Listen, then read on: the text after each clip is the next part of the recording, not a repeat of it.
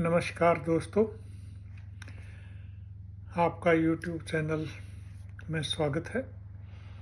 और आज का विषय है सूर्य देव का ट्रांजिट, यानी कि सूर्य प्लैनेट, सन प्लैनेट का ट्रांजिट पाइसिस राशि में। कहाँ? पाइसिस राशि के अंदर, मीन राशि के अंदर ट्रांजिट 13 अप्रैल से सूर्य देव ने अपना ट्रांजिट मीन राशि में शुरू कर दिया है और जो 1 महीना रहेगा वहाँ पर पहले से ही राहु और शुक्र ट्रांजिट कर रहे हैं। अतः यह ट्रांजिट भी कोई ज़्यादा समय अच्छा नहीं कहूँगा कि राहु के साथ सूर्य का ट्रांजिट।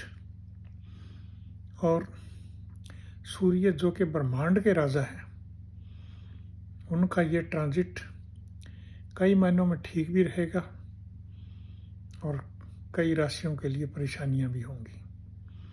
तो जिनके लिए परेशानियां हैं वो थोड़ा सा संभल के रहें और अपने कुंडली वगैरह का विश्लेषण करवा के सही ढंग से रेमेडीज करें और आगे सुचारू रूप से कार्यों को पूर्ण करें। अब मैं आपको बताना चाहता हूं कि सूर्य देव का जो ये ट्रांजिट है, ये ट्रांजिट यानी कि 2 ग्रह शुक्र और राहु, उनके साथ एक तो लग्जरी के मालिक और दूसरे अचानक घटनाओं के, और राहु का सूर्य के साथ अटैच होना सूर्य ग्रहण भी लगते हैं, जो कि भविष्य में आएगा। चलिए वो आगे की बात है। लेकिन यहाँ सूर्य देव यानी कि अगर मीन राशि में ट्रांजिट कर रहे हैं तो किन को फायदा है, किन को नुकसान है, वो ध्यान रखें। वो मैं बताने जा रहा हूँ। सबसे पहले सूर्य देव यानी कि मेष राशि से मैं लेता हूँ, आपके 12वें भाव से जा रहे हैं। अगर आप नौकरी वगैरह की तलाश में हैं तो काफ़ी मेहनत का काम है, सरकारी नौकरी खास करके। और सरकारी नौकर हैं, चाहे अफसर हैं, चाहे हेड हैं, चाहे सर्वे सर्वा कुछ भी है, आप थोड़ा सा परेशानियों से बचें, अपना बचाव रखें। टॉरस राशि के लिए, वृषभ राशि जिसको कहते हैं, ये समय शुभ है, फ़ायदा उठाएं नौकरी वगैरह का और सुपीरियर से मेल जोल करके आप फ़ायदा उठा सकते हैं सर्विस वगैरह में, काम में। इसी तरह से मैं बात करूं अगली राशि मिथुन की, तो आपका सूर्य देव जो है वो काफ़ी अच्छा चल रहे हैं, जिसको मैं कहूँगा।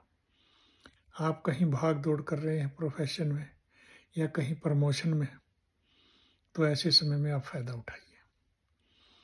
अब मैं बात करूं कर्क राशि के जातकों की, तो आप यानी कि बाहर, घर से बाहर दूर सर्विस वगैरह के लिए कोशिश करें तो आपको फ़ायदा होगा। और पिता की सेवा जितनी करेंगे, पिता का आशीर्वाद जितना लेंगे, उतना ही फ़ायदा होगा। ये भी आपको बता रहा हूँ मैं। अब मैं बात करूँ अगली राशि सूर्य देव की, सिंह राशि। खुद शादी विवाह का कहीं मामला चल रहा है, कोई व्यापार में आपकी बात चल रही है, या पार्टनर के साथ कोई आगे जोड़ तोड़ करने का विचार है, और इसी तरह से सरकार के कामों में भी कोई बिजनेस, ठेका जो भी है, कोशिश कर सकते हैं। अब मैं बात करता हूँ अगली राशि कन्या। आपके सूर्य देव दुश्मनों पे हावी हैं इस समय जो है, और ऐसे समय में बिजनेस पार्टनर, शादी विवाह के लिए भी आप कोशिश कर सकते हैं।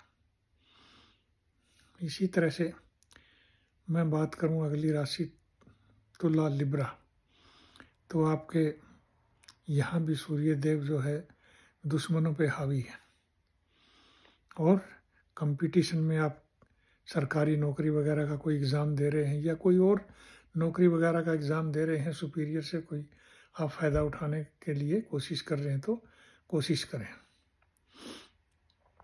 और इसके साथ ही बात करूं मैं अगली वृश्चिक राशि की, तो आप थोड़ा सा एजुकेशन के मामले में अगर हैं तो यहाँ फ़ायदा उठाइए, सुस्ती मत कीजिए और उपाय करिए। बात करूं मैं धनु राशि की, चतुर्थ भाव में है आपके, 10वें को देख रहे हैं।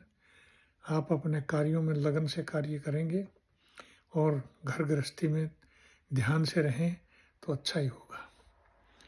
इसी तरह से बात करूं मैं मकर राशि की, मित्रों से फ़ायदा उठा सकते हैं, व्यापार में फ़ायदा उठा सकते हैं, नौकरी वगैरह में आप फ़ायदा उठा सकते हैं। और मैं बात करूं अगली राशि कुंभ, धन भाव से सूर्य देव जा रहे हैं और अग्रेसिवनेस ना रखें वाणी वगैरह में तो आपके सारे कार्य सिद्ध होंगे। और इसी तरह से खुद राशि मीन, जहाँ से सूर्य देव गुजर रहे हैं, आप जितना एग्जर्शन करेंगे, थोड़ा सा एग्जर्शन ज़्यादा होगा मगर फ़ायदा भी होगा। ये थी बात। अब अगर आपके सूर्य देव ट्रांजिट के दौरान आपको इंडिकेशन दे रहे हैं कि आपके कार्य नहीं हो रहे, सरकार के कामों में सुपीरियर से फ़ायदा नहीं हो रहा है, बिजनेस वगैरह में या शादी विवाह में दिक्कत आ रही है, तो सूर्य की उपासना करें।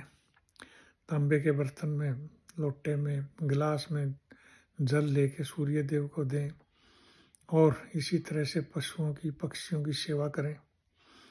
आटा वगैरह खिलाएं, रोटी खिलाएं, एनर्जी की चीज़ें, गुड़ वगैरह खिलाएं। तो ये आप इससे दान दक्षिणा दें, कपड़ा लत्ता जो दे सकते हैं वो दें। तथा इसके साथ साथ फिर भी परेशानियां आ रही हैं किसी वजह से, क्योंकि राहु साथ ट्रांजिट कर रहे हैं, तो आप किसी अच्छे विशेषज्ञ से अपनी कुंडली ज़रूर दिखवा के और अपना समाधान करवाएं। तो इसी के साथ दोस्तों मैं नमस्कार करता हूँ। धन्यवाद।